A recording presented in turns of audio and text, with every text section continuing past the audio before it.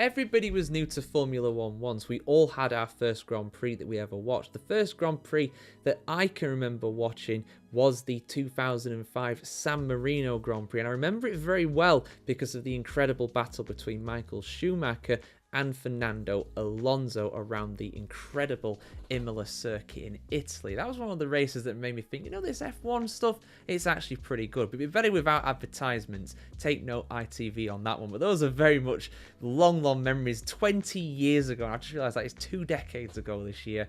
Man, I am old. Anyway, what's even older is Formula One, and I wanted to give you guys some kind of a bit of a rundown, really, when it comes to the sport we love so much, you know, because like I said, at the end of the day, everybody's new to the sport once. We all want to learn about it. We all have to absorb a lot of information to understand what's going on in Formula One, because unfortunately, it's not the easiest sport to get on with. It's a very much a big learning curve when you first join it. But that's what I'm here for. That's what I'm here to help with.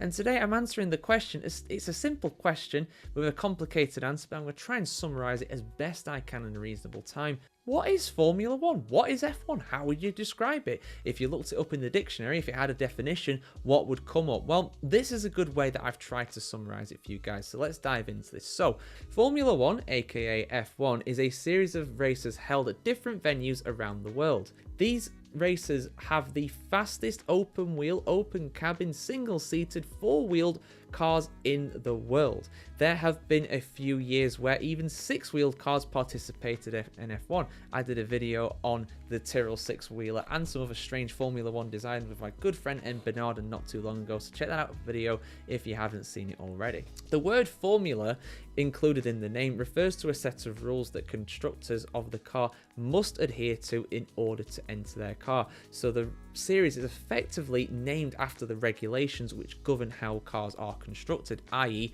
the formula that you must adhere to compete in F1. When motor racing first began in the early 20th century in France, hence why a lot of motorsport terms these days are actually French. Grand Prix means Grand Prize. The FIA is in France, of course, as well, the governing body of Formula One, and a lot of teams are, and some teams, of course, have French origins, such as Renault and Alpine, of course. But when motorsport first began back in those days, there were no limitations on the power or the size of the cars. The races became unequal, with cars with more power and bigger sizes easily outpacing the smaller cars. The races also created dangerous situations in which many participants got seriously hurt, some even fatally. Formula One unfortunately has a very dark history when it comes to the amount of drivers that have passed away over the decades. Thankfully, though, that is pretty much consigned to the history books, but Formula One always chases the best safety possible in motorsport, which always making strive to do so. When racing resumed after the Second World War, the governing body of the sport, the FIA, introduced a set of rules that set limits on the size and power of the cars.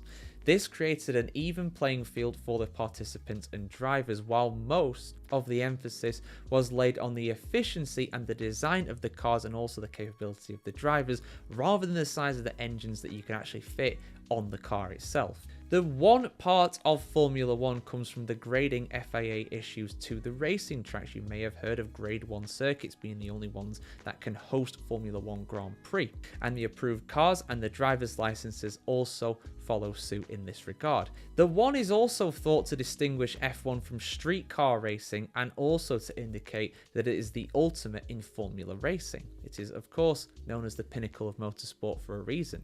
Formula One is governed by the Fédération Internationale de l'Automobile, FIA, that I mentioned before in my very terrible French, owned by the Formula One group. The FIA, which was established on the 20th of June 1904, is a non-profit organisation and represents the interest of motoring organisations and motor car users alike.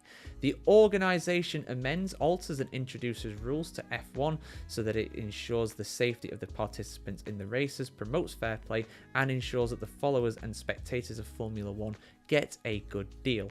totally not controversially. But we're not going to open that can of worms. That is the briefest summary I can give to F1. For much more Formula 1 explain videos, analysis, historical things, it's all here on the F1Chronicle.com. So yeah, we'll see you soon, guys. Hope you enjoyed that rundown, and if that very much starts your interest with F1, then I've done a good thing, and I think that is a very positive thing at the end of the day. But yeah, see you soon, guys. Have a good one.